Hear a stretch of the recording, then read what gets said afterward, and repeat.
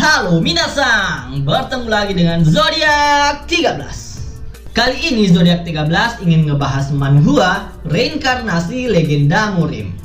Manhwa ini bercerita tentang Gu Feiyang, salah satu dari 10 kaisar ilmu bela diri yang menemui ajalnya di pegunungan Tiandang.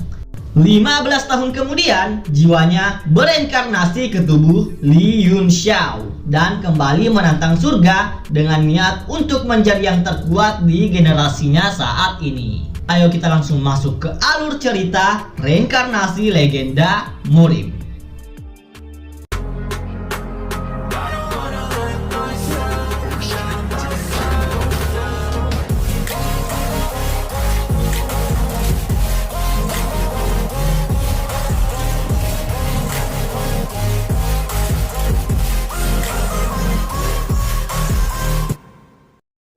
Gu Feiyang adalah seorang legenda seni bela diri yang telah meninggal dunia. Namun, entah mengapa jiwanya bereinkarnasi ke tubuh seorang murid akademi. Dia terbangun karena seseorang terus memanggilnya dengan sebutan Li Yunxiao. Di luar jendela, dia melihat patung dirinya dan mengetahui hari ini adalah 15 tahun setelah kematiannya. Walaupun dulunya Gu Feiyang adalah seorang legenda, saat ini dia hanyalah seorang siswa biasa yang kita kenal dengan nama Li Yunxiao. Karena tertidur di tengah jam pelajaran, hal itu membuat gurunya marah. "Li Yunxiao, berani sekali kau tertidur di jam pelajaranku," teriak ibu guru Luo. Masih bingung dengan apa yang terjadi dan bagaimana dia bisa bereinkarnasi ke tubuh seorang murid, Yunxiao kemudian melihat ke arah gurunya. Gadis ini terlihat cantik dengan rambut merah panjangnya dan tubuhnya juga bagus. Jika dia menggunakan set armor lengkap ditambah senjata Frost of Grief, dia akan pantas menjadi permaisuri teratai merah, kata Yunxiao di dalam hati. "Apa kau tidak memperhatikan pelajaranku? Cepat jawab. Berapa banyak jenis metode pembuatan untuk menyaring senjata Yuan biasa?" tanya guru Luo. Karena dulunya Yunxiao adalah seorang legenda yang sudah memiliki banyak pengalaman bertempur ataupun membuat senjata, maka sangat mudah bagi Yunxiao untuk menjawab pertanyaan itu. "Halah, kukira apa yang mau kau tanyakan? Untuk menyuling senjata Xuan, kau dapat menggunakan 48 metode," jawab Yunxiao. Mendengar jawaban Yunxiao, semua teman-teman kelasnya tertawa. "Kurasa otaknya sudah bermasalah. Meridiannya belum terbuka. Pantas dia menjadi sampah keluarga Li." "Yunxiao, apa kau tidak membaca buku yang ditulis Master Yang Di? Di sini jelas tertulis hanya ada 36 metode penyulingan," kata teman-temannya. Master Yang Di adalah orang hebat yang dikenal sebagai murid sang legenda Gu Feiyang, yang berarti dia adalah murid Yunxiao di masa lalu. "Oh, bocah itu. Apa dia berani melupakan 12 metode lain yang disusun oleh Gu Feiyang?" balas Yunxiao. Teman-temannya masih terus tertawa. Mereka tidak percaya jika Master Yang Di, murid Martial Emperor Gu Feiyang, membuat kesalahan. Mereka menganggap Yunxiao hanya bicara omong kosong dan pantas untuk dihukum karena menjelek-jelekkan nama Master Yang Di. Ibu guru Luo terkejut bagaimana bisa Yunxiao mengetahui 12 metode lainnya. "Semuanya diam! Gu Feiyang terkenal sebagai Martial Emperor di 3 benua dan memang benar kalau dia juga mendesain 12 metode lainnya." Bu Guru Luo membenarkan jawaban Yunxiao. "Tapi Bu, di buku ini hanya tertulis ada 36 metode," tanya seorang murid. Bu Guru Luo kemudian menjawab kalau Master Yang Di sengaja tidak memasukkan 12 metode lainnya karena metode itu mustahil untuk dilakukan orang biasa. Bu Guru Luo dan semua murid bertanya-tanya bagaimana bisa Yunxiao yang dikenal sebagai orang tidak berguna di akademi bisa mengetahui metode yang bahkan tidak tertulis di dalam buku. "Jangan bangga hanya karena kau bisa menjawab satu pertanyaan. Jika kau bisa menjawab pertanyaanku yang lain, kau akan kubebaskan untuk tidak perlu hadir di mata pelajaranku. Tantang Ibu Guru Luo. Yun Xiao menerima tantangannya dan Bu Guru Luo menanyakan pertanyaan pertama. Katakan padaku, kenapa kau perlu menambahkan Sky Crystal Sand saat penyulingan? Sebenarnya Crystal Sand tidak terlalu diperlukan. Hanya saja saat penyulingan ada beberapa material yang sulit digabungkan tanpa Crystal Sand. Bagus. Lalu kenapa beberapa proses penyulingan gagal walaupun sudah ditambahkan Crystal Sand? Crystal Sand mengandung elemen air. Jadi tentu saja akan gagal saat penyulingan material yang mengandung elemen api karena keduanya saling bertentangan, jawab Yun Xiao. Bu Guru Luo terkejut mendengar jawaban Yun Xiao. Sepertinya dia juga sempat mengalami kendala saat menyuling menggunakan Crystal Sand. Kalau begitu, bagaimana caramu menyingkirkan efek negatif dari Crystal Sand saat penyulingan? Ya elah, perlakukan saja Crystal Sand seperti kotoran. Kau tinggal membuangnya setelah digunakan, kata Yun Xiao. Bu Guru Luo menyadari kesalahan yang selalu membuatnya gagal saat melakukan penyulingan. Hal lain yang membuat Guru Luo lebih bingung adalah bagaimana bisa Yun Xiao menjawab pertanyaan sulit yang bahkan para guru belum menemukan jawabannya. Ditambah lagi, Yun Xiao menjelaskannya sesederhana mungkin dan mudah dipahami. Bu Guru Luo menyelesaikan jam pelajarannya sebelum waktu berakhir.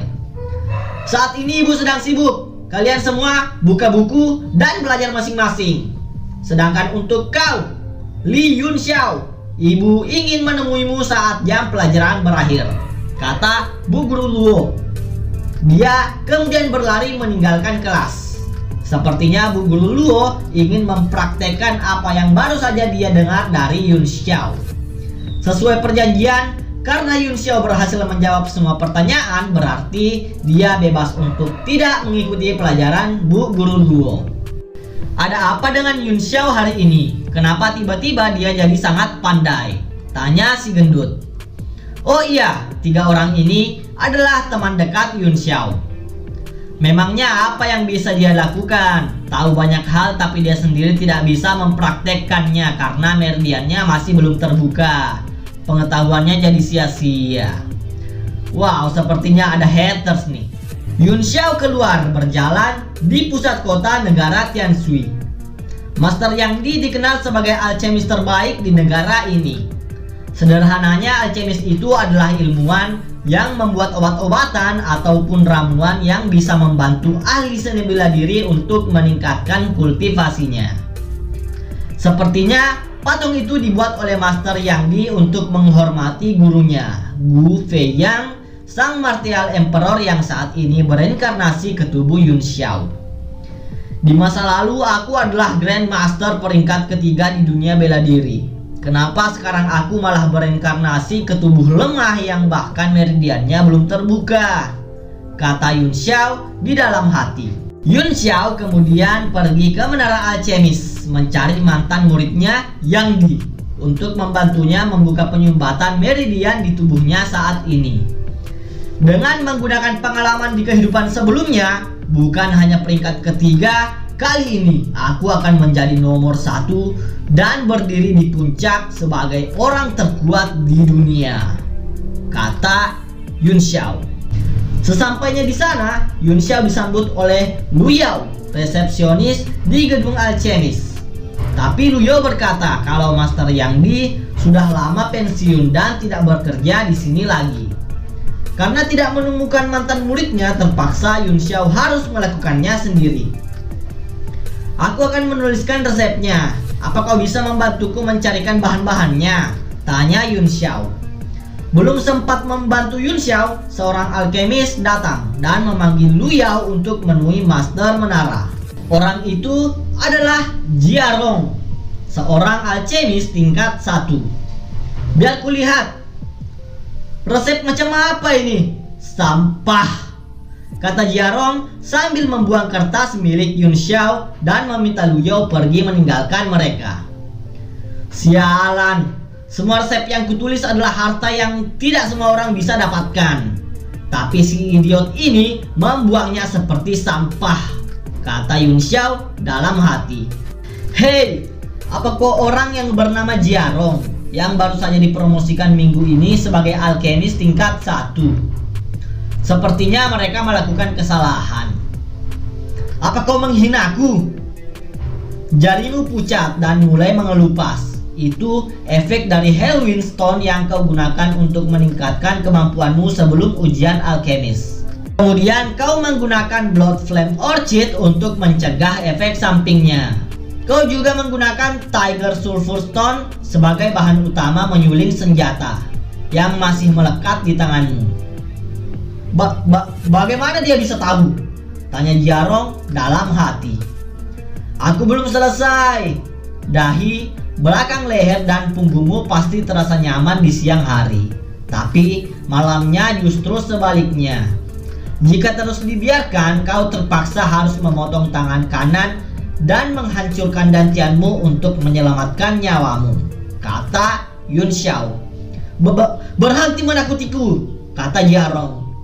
Ya sudah, lupakan saja apa yang baru saja kukatakan. Padahal aku hanya ingin mengajarimu bagaimana cara mengobatinya, kata Yun Xiao sambil berjalan pergi. Karena ketakutan jika itu benar terjadi, Jiarong berlari menghadang Yun Xiao dan memintanya untuk memberitahu cara mengobati efek samping yang dia derita. Entah kenapa, Jiarong merasakan tekanan kuat hanya dari tatapan Yun Xiao yang membuatnya menjaga jarak. Aku mohon, tolong beritahu aku cara mengobatinya, kata Jiarong. Semua orang di sana bertanya-tanya, kenapa alkemis tingkat 1 membungkuk di hadapan seorang siswa akademik. Yun Xiao menanyakan di mana resep miliknya yang dibuang tadi. Jiarong langsung berlari mengambil dan mengembalikan kertas yang dia buang. Yun Xiao kemudian mengelap ingusnya dengan kertas itu dan mengembalikannya pada Jiarong. Berikan aku masing-masing 10 dari setiap bahan yang kuminta. Datang kepadaku jika kau sudah menemukan semuanya. Dan satu lagi, kau baru saja kehilangan rasa hormat dariku, kata Yun Xiao. Yun Xiao menambahkan kalau tangan kanan Jiarong akan memburuk dalam 3 hari. Jika menunggu lebih lama, maka tangan kanannya tidak akan dapat disembuhkan. Apa? 3 hari? Aku bahkan tidak tahu nama dari setengah material yang kau minta, kata Jiarong. Yun Xiao percaya Jiarong pasti bisa menemukan semua material itu, karena bagaimanapun Jiarong adalah alkemis tingkat 1. Yun Xiao juga memberi saran untuk sedikit meredakan rasa sakitnya. Jiarong kesal karena dirinya dipermalukan di depan umum. Dia berjanji suatu saat nanti dia akan membalas perlakuan Yun Xiao. Yun Xiao kemudian meninggalkan gedung alkemis dan mengeluarkan pedang dari cincin penyimpanan ruang miliknya dan berencana kembali ke akademi untuk melatih kekuatan fisiknya. Sesampainya di depan gerbang sekolah, Yun Xiao mendapat serangan tiba-tiba yang beruntung masih dapat dia hindari. Orang itu adalah Du Feng dan Luo Ji. Mereka tidak suka dengan tingkah Yun Xiao yang mencuri perhatian saat di kelas guru Luo. Dan bos mereka memerintahkan mereka untuk memberi pelajaran kepada Yun Xiao. 2 orang sahabat Yun Xiao juga datang membantu. Mereka adalah Han Bai dan Chen Zhen. Du Feng mengalirkan energi ke tangannya dan mencoba menyerang. Terima ini Yun Xiao. Melihat itu, Han Bai maju dan memblok serangan Du Feng. Kelihatannya kekuatan mereka cukup sebanding. Mereka berdua kembali menjaga jarak. Namun yang maju kali ini adalah Luo Ji yang sudah membuka 5 meridiannya. Han Bai kembali maju, tapi karena perbedaan kekuatan, lengan Han Bai terluka karena menahan serangan Luo Ji secara langsung. Itu adalah perbedaan kekuatan antara meridian tingkat 5 melawan Han Bai yang baru membuka 4 meridiannya. Luo Ji juga terkenal sebagai orang terkuat di antara semua murid baru. Karena merasa sudah menang, Du Feng menyuruh Yun Xiao dan teman-temannya pergi jika tidak ingin dihajar lagi. Tapi sebaliknya, Putri Qin Ruxue datang membela Yun Xiao dan meminta kedua orang itu untuk pergi. Qin Ruxue adalah anak penguasa negara ini, jadi wajar jika orang-orang menghormatinya. Yun Xiao tidak menyangka jika putri penguasa negara Tianshu masih ingin berteman dengan orang sepertinya.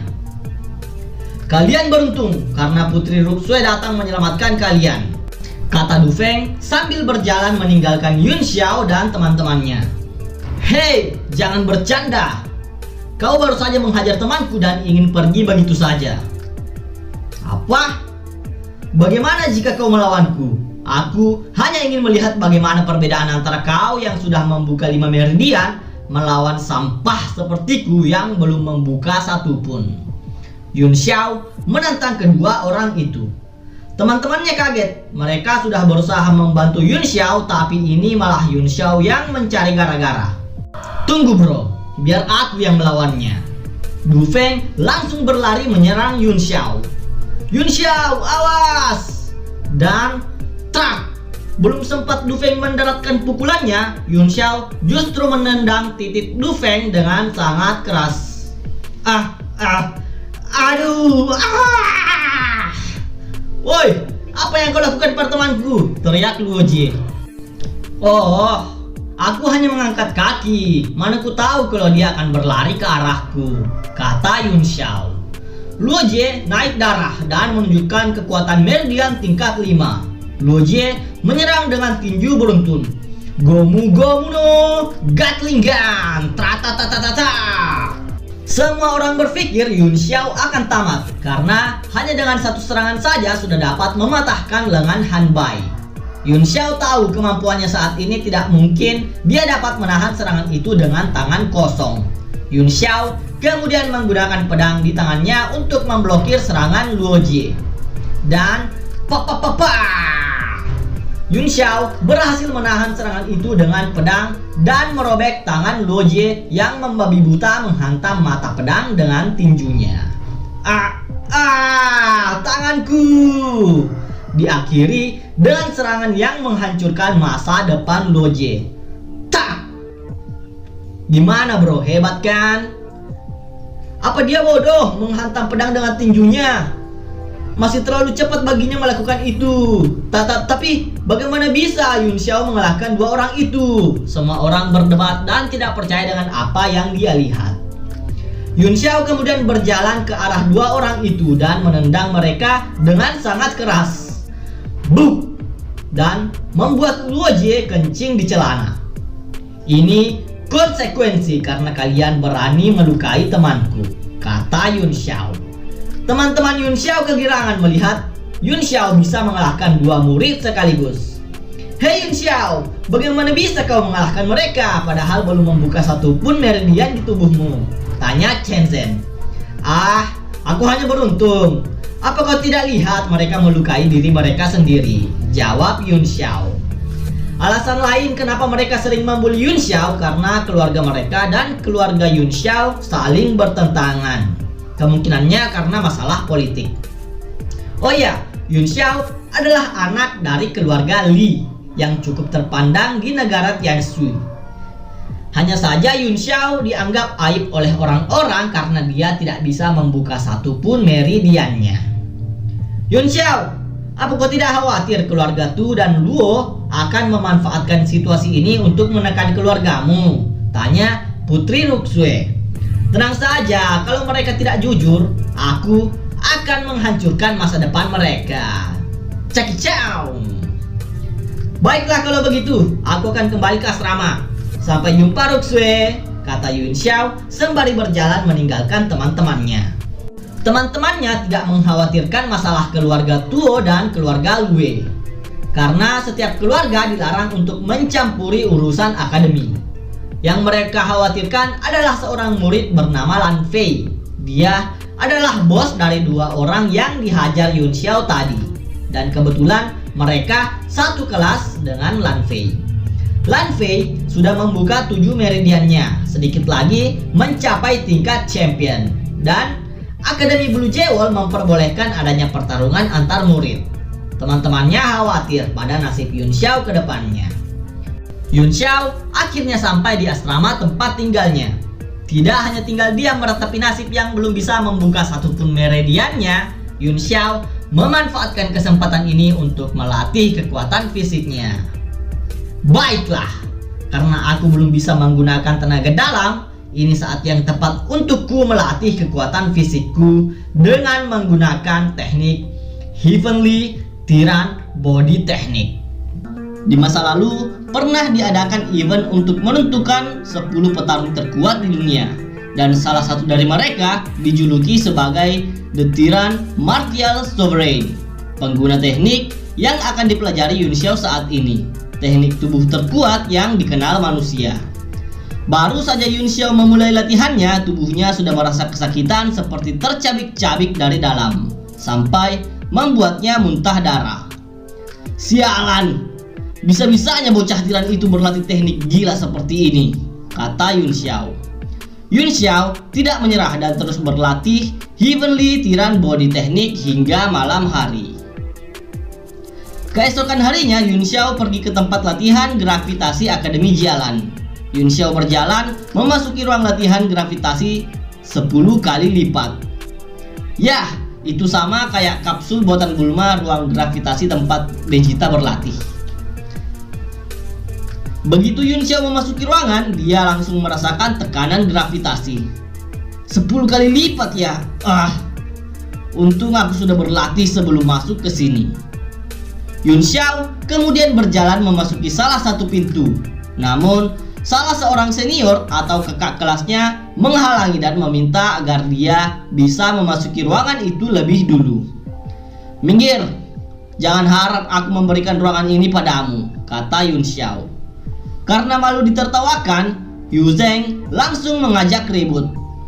Dasar bocah tanpa tenaga dalam, hari ini akan kuajari beberapa aturan yang harus dipatuhi murid baru sepertimu, kata Yu Zheng. Oi, lihat mereka akan bertarung. Yu Zheng akan memberi anak itu pelajaran, kata orang-orang di ruang latihan. Yun Xiao tidak terlalu menanggapi dan membuatnya semakin malu. Dipenuhi rasa amarah, Yu Zheng melompat dan menyerang Yun Xiao. Aku tidak akan mengampunimu, teriak Yu Zheng. Saat dia akan menghantam Yun Xiao berputar seolah sudah menunggu momen ini. Bagaimana dia bisa bergerak? Apa dia tidak merasakan ancaman dari tekanan energiku?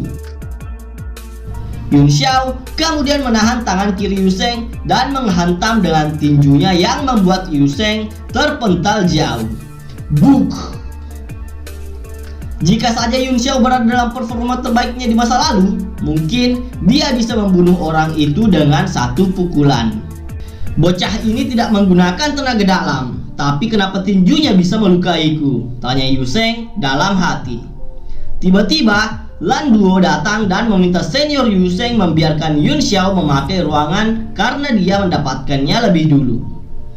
Gerakanmu tadi bagus, tapi sebuah teknik tanpa kekuatan hanyalah akan menjadi hiasan, kata Lan Duo yang ditujukan pada Yun Xiao. Yah, kau benar. Itu karena aku belum bisa membuka satupun meridianku, balas Yun Xiao. Lan Duo kemudian memberitahu semua orang kalau Yun Xiao adalah tuan muda dari keluarga Li. Mendengar nama keluarga Li, semua orang menjadi ricuh. Oh, jadi dia ini tuan muda sampah yang terkenal itu, ejek Yu Zheng. Kudengar orang itu pernah mengejar cinta Lan Duo. Statusnya memang tinggi, tapi dia tidak punya kekuatan. Lan Duo sangat cantik dan terkenal. Mana mungkin dia mau sama orang seperti itu? Seketika Yun Xiao menjadi pembicaraan publik. Saat itu juga Gu Fei yang mengetahui kalau tubuh ini pernah tergila-gila dan ditolak oleh Lan Duo, perempuan yang ada di depannya saat ini. Gu Fei yang saat ini berada di dalam tubuh Yun Xiao tidak peduli dengan masa lalu pemilik tubuh ini dan segera memasuki ruang latihan untuk berlatih. Lan Duo kemudian pergi meninggalkan senior Yu. Di dalam ruangan terdapat manekuin yang terbuat dari baja hitam yang tahan terhadap berbagai macam serangan. Ini hanyalah awal bagi Yun Xiao untuk menjadi yang terkuat. Ayo kita mulai sekarang. Bukan hanya memukul baju besi, Yun Xiao juga melatih kekuatan fisiknya dengan Heavenly Tiran Body Technique di bawah tekanan gravitasi 10 kali lipat. Saat Yun Xiao berlatih, orang-orang di luar ruangan terus membicarakan tentang Yun Xiao yang mengalahkan senior Yu Sheng yang berada di tingkatan Martial Apprentice Meridian tingkat 7, hanya dengan kekuatan fisik orang biasa. Berita itu sudah menyebar ke telinga semua murid dan guru. 3 hari kemudian, Yun Xiao akhirnya selesai melakukan latihannya. Oi, apa-apaan dengan tubuh orang itu? Kalian semua lihat, coba lihat ini. Orang itu gila, dia menghancurkan mannequinnya. Latihan macam apa yang dia lakukan selama 3 hari di dalam sana? Semua murid kaget melihat tempat itu sudah hancur berantakan. Di asrama, Yun Xiao membersihkan diri dan lukanya sudah sembuh total berkat teknik Heavenly Body yang juga meningkatkan efek regenerasi tubuhnya. Saat dia beristirahat, sahabatnya Han Bai tiba-tiba datang mengejutkan Yun Xiao dari belakang. Kebum! Oh, kau rupanya Han Bai. Kenapa kau mengendap-endap ke tempatku? Tanya Yun Xiao. Aku datang karena kami mengkhawatirkan keadaanmu. Ibu Guru Luo juga mencarimu belakangan ini. Dan yang paling penting, Lan Fei, bos 2 orang yang kau hajar, pasti akan datang mencarimu. Dan sekarang dia sudah mencapai original realm pertama, kata Han Bai. Oh, cuma original realm pertama. Kau bilang cuma, kami mengkhawatirkanmu tahu, kata Han Bai. Tidak usah memikirkan itu, karena aku punya masalah yang lebih penting. Aku ingin membeli obat. Berikan aku semua uangmu sekarang juga, kata Yun Xiao. Dengan senang hati, Han Bai memberi uang sakunya. Dia kemudian pamit dan tidak lupa meminta temannya untuk selalu berhati-hati. Belum sempat Yun Xiao masuk, Han Bai ditendang hingga terlempar jauh dan tidak sadarkan diri. Begitupun dengan Chen Zhen. Rupanya Lan Fei benar-benar datang mencari Yun Xiao. Li Yun Xiao, beraninya kau menyentuh orang-orangku, kata Lan Fei. Yun Xiao bersyukur teman-temannya tidak terluka parah. Akui kesalahanmu dan berlutut di hadapanku. Jika tidak ingin, tangan dan kakimu akan kupatahkan, ancam Lan Fei. Cih, hanya seorang ranah awal, tapi sok-sokan pamer sana sini. Dan orang sepertimu berkata ingin mematahkan tangan dan kakiku?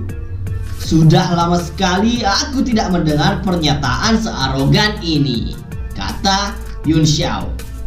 Lan Fei merasakan ketakutan saat melihat mata Yun Xiao. Meskipun merasakan tekanan yang kuat, Lan Fei masih bisa menarik pedang dan mendekati Yun Xiao.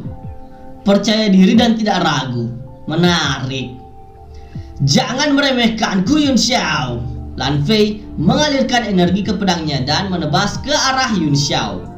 Yun Xiao berhasil menahan serangan Lan Fei dengan pedangnya. Meskipun Lan Fei berhasil mengikis pedang Yun Xiao, Lan Fei tetap terkejut dengan Yun Xiao yang berhasil menahan serangannya yang bahkan telah dialiri energi.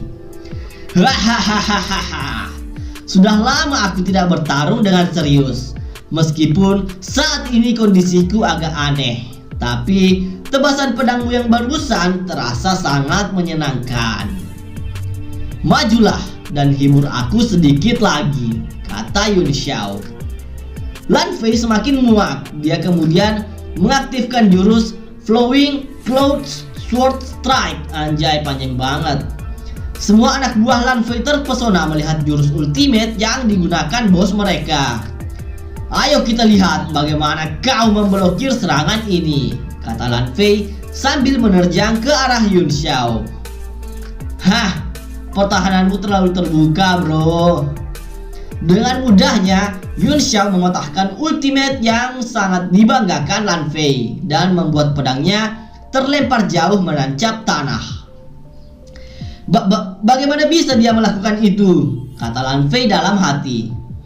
Satu tendangan kemudian mendarat di wajah Lan Fei dan membuatnya terhempas menabrak dinding. Awas bos, teriak anak buahnya. Dan sebuah pedang hampir saja menggores masa depan Lan Fei. Apa yang kau lakukan? Jangan berani kau menyentuhku ya, kata Lan Fei. Hah? Kenapa juga aku harus takut padamu? Oh iya, seranganmu tadi sangat kuat, membuat tanganku gemetaran. Aku takutnya tidak bisa memegangi pedang ini dengan baik, kata Yun Xiao sambil tertawa jahat. Akan kulakukan apapun, tolong ampuni aku, kata Lan Fei. Baiklah, jika kau ingin burung kecilmu selamat, maka berikan aku semua uang saku yang kau punya. Lan Fei memberikan cincin penyimpanan ruang miliknya yang berisi semua harta benda miliknya. Tidak lupa, Yun Xiao juga memalak semua anggota Lan Fei dan mendapatkan banyak harta secara instan. Yun Xiao juga mengambil liontin giok milik Lan Fei. Aku sudah memberi semua uangku, tolong jangan kau ambil liontin giok itu. Itu adalah simbol keluarga inti yang sudah diturunkan dari generasi ke generasi, kata Lan Fei sambil memohon. Bawahanmu tidak memberiku banyak. Aku akan memberimu dua pilihan. Satu, kau boleh mengambil liontinmu kembali, tapi aku akan menghajar semua anak buahmu seperti yang kau lakukan pada teman-temanku. Atau berikan aku liontin ini dan kulepaskan semua anak buahmu.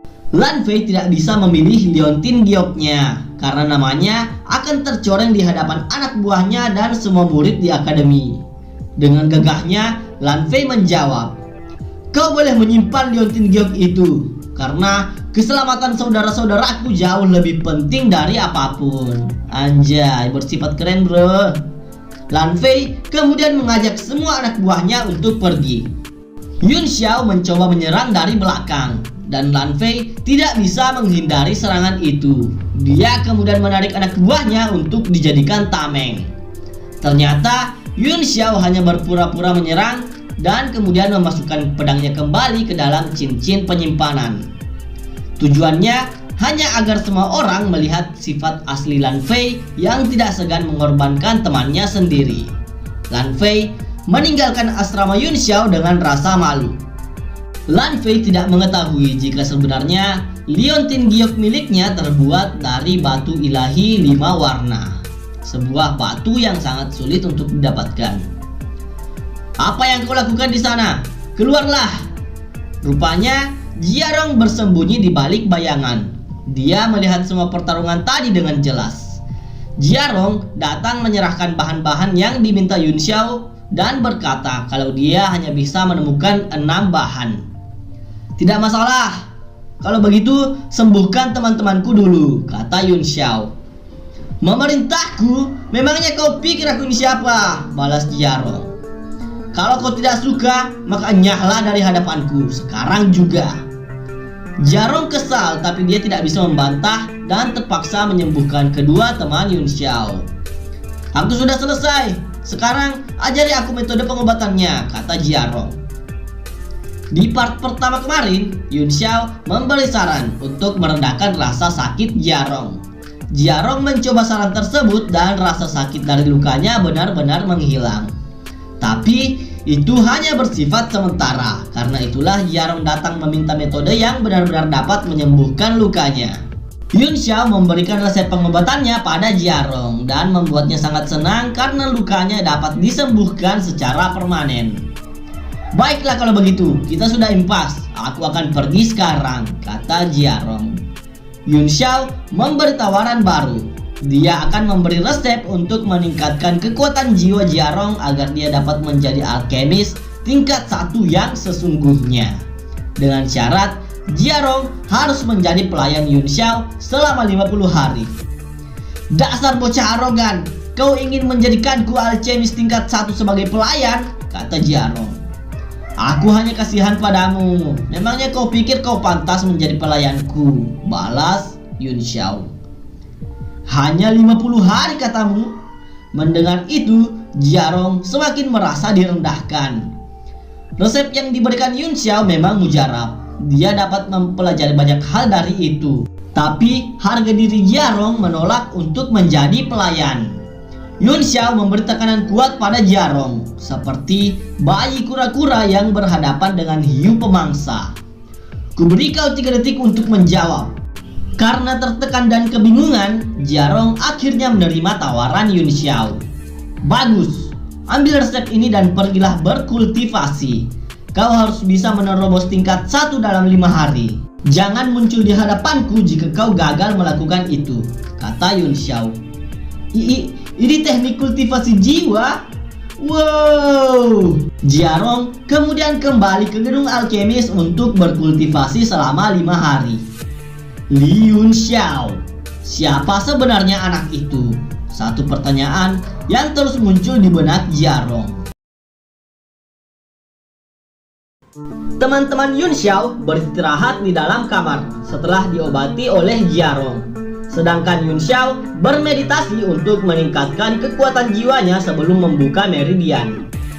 Yun Xiao menggunakan teknik ekspansi jiwa ilahi, sebuah teknik yang dia temukan di Gunung Tiandang saat kematiannya. Yun Xiao berpikir, penyebab dia bereinkarnasi pasti ada hubungannya dengan teknik ini. Di kesempatan kali ini, Yun Xiao berniat untuk menjadi yang terkuat dan menjadi eksistensi yang lebih kuat lagi agar dapat menerobos ke alam para legenda, sesuatu yang tidak sempat dia capai di kehidupan sebelumnya. Pada dasarnya, para kultivator dibedakan menjadi 2. Yang pertama adalah seniman bela diri yang menggunakan energi ki mereka untuk meningkatkan kekuatan fisik dan serangan atau jurus mereka, yang membuatnya unggul dalam pertarungan. Yang kedua adalah alkemis, mereka yang memfokuskan diri untuk mempelajari dan membuat obat-obatan yang bermanfaat bagi semua orang. Tapi kemungkinannya ada juga alkemis yang dapat bertarung seperti seniman bela diri. Karena di masa lalu Yun Xiao atau Wu Feiyang adalah seniman bela diri terkuat peringkat ketiga, sekaligus alkemis terbaik saat itu. Dengan teknik Heavenly Demon Body yang dia dapatkan, ditambah lagi dengan ingatan dari masa lalunya, Yun Xiao yakin dapat menerobos ke ranah legendaris, ranah 10 alam. Setelah selesai mengisi kekuatan jiwanya, Yun Xiao pergi ke sebuah ruangan di mana dia sudah mengumpulkan semua obat-obatan yang dia butuhkan. Yun Xiao kemudian melempar serbuk ke udara dan membentuk sebuah segel. Yun Xiao juga menghancurkan liontin giok milik Lan Fei, kemudian menggabungkan semuanya dengan menggunakan kekuatan jiwa yang dia miliki. Yun Xiao memurnikan batu ilahi 5 warna dan menggabungkannya dengan obat-obatan yang telah dimurnikan. Yun Xiao menunjukkan kemampuannya sebagai alkemis terbaik di masa lalu. Yun Xiao sudah menyiapkan jarum emas yang akan dia gunakan untuk menekan titik saraf di tubuhnya. Semua obat-obatan yang telah dimurnikan itu kemudian digabungkan dengan jarum emas dan jadilah jarum emas ilahi. Yun Xiao kemudian menggunakan jarum emas ilahi untuk menekan titik-titik meridian yang tersumbat. Dan boom. Yun Xiao berhasil membuka penyumbatan di meridiannya. Bisa kita lihat dengan 5 bola emas yang ada di punggungnya. Yang berarti Yun Xiao bukan hanya membuka 1 atau 2. Yun Xiao langsung melompat ke tingkatan meridian tingkat 5. Cih, aku kira bisa lebih. Ternyata hanya tingkat 5 ya, kata Yun Xiao. Yun Xiao kemudian keluar dan teman-temannya sudah pulih. Melihat wajah Yun Xiao yang berwarna hijau, teman-temannya menganggap Lan Fei sudah keterlaluan karena berani meracuni Yun Xiao. Yun Xiao kemudian menjelaskan semua yang terjadi selama kedua temannya pingsan tadi. Hah? Kau mengalahkan Lan Fei dan merampok semua uang mereka? Dan yang terpenting, kau baru saja membuka 5 meridian sekaligus? Iya, ini adalah warna obat-obatan yang kupakai tadi, kata Yun Xiao. Sudah kuduga, tidak mungkin putra Jenderal Fei Long menjadi pecundang. Dalam sekejap mata, kekuatanmu sudah melampaui kami. Setelah kita lulus, kita bertiga akan mewarisi gelar kebangsawanan keluarga masing-masing dan membuat aliansi untuk menghancurkan keluarga Lan yang brengsek itu, kata Chen Zhen. Chen Zhen menambahkan, setelah menghajar Lan Fei, keluarga Lan tidak mungkin datang membuat keributan, karena sudah menjadi aturan jika setiap keluarga tidak diperbolehkan mencampuri urusan di dalam akademi. Ditambah lagi, di negara Tianshui ini hanya ada 2 orang yang telah mencapai ranah 5 elemen dan menjadi seorang martial king. Salah satunya adalah kepala sekolah akademi saat ini, Zhong Lishan. Beliau adalah orang terkuat di negara Tianshu saat ini. Di hadapannya, bahkan seorang raja pun harus mematuhi aturan jika memasuki akademi.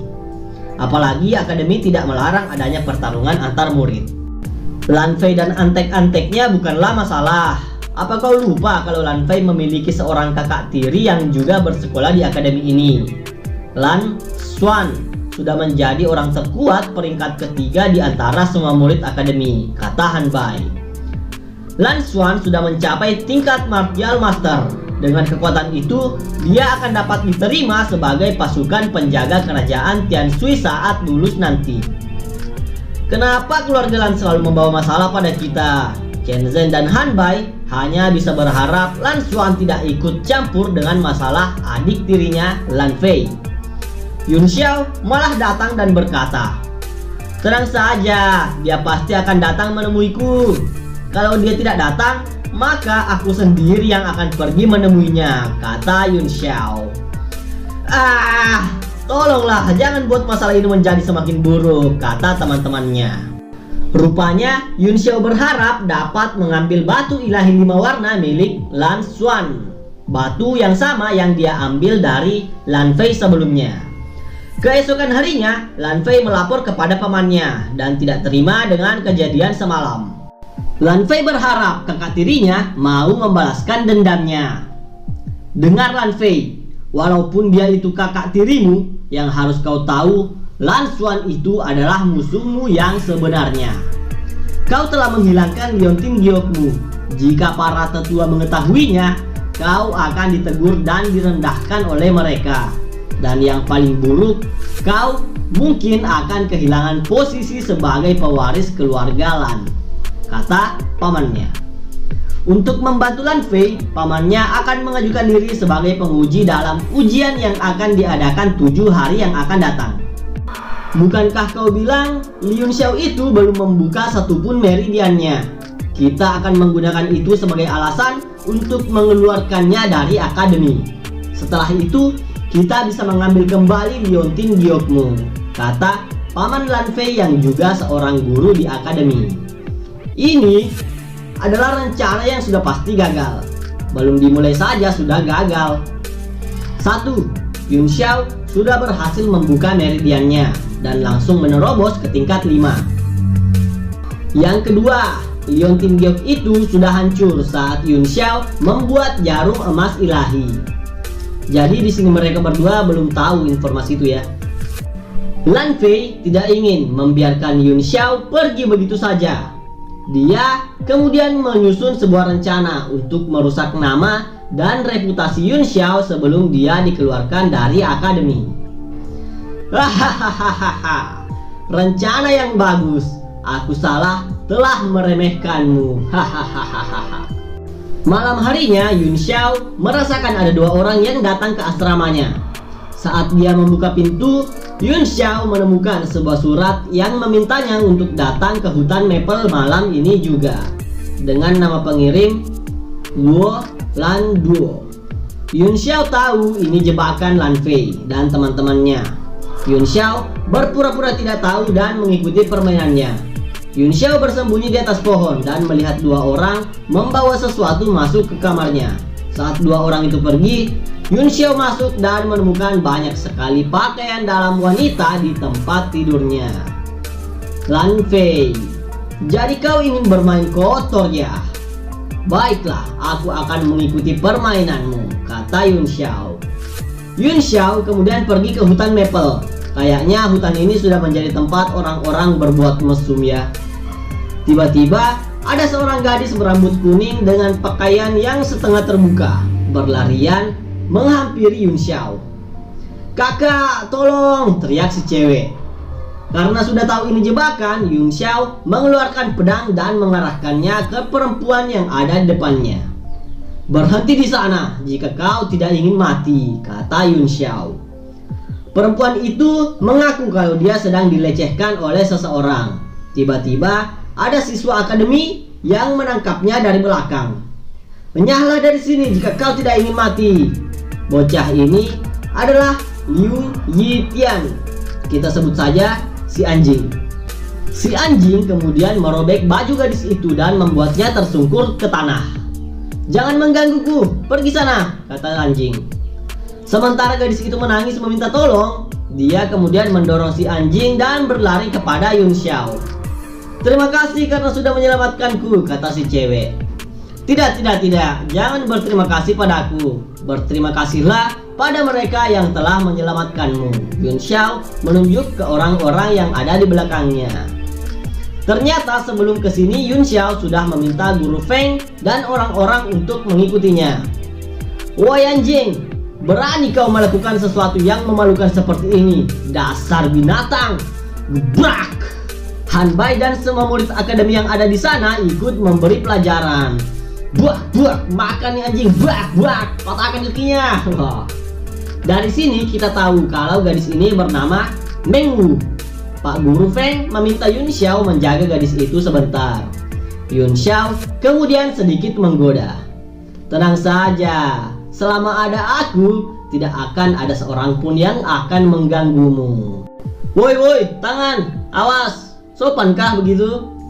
"Bos, apa kita tidak ke sana menyelamatkan Yitian?" "Selamatkan pantatmu, orang itu sudah tidak bisa diselamatkan," kata Lan Fei. Anggota lainnya datang melapor kalau mereka sudah melakukan semuanya sesuai rencana. Dua orang ini yang tadi menaruh pakaian dalam di tempat tidur Yun Xiao.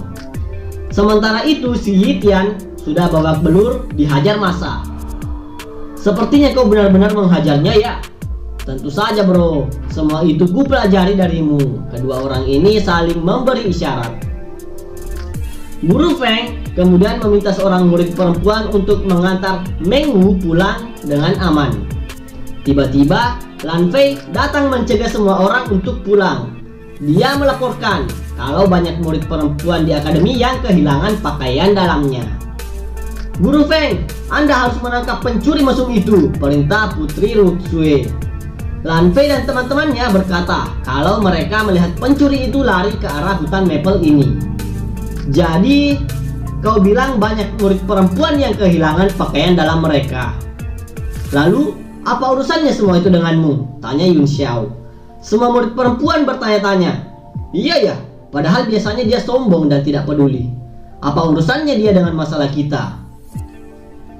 "Aku membawa semua orang untuk menangkap pencurinya. Ini adalah tanggung jawabku sebagai murid." Lan Fei mencoba membela diri.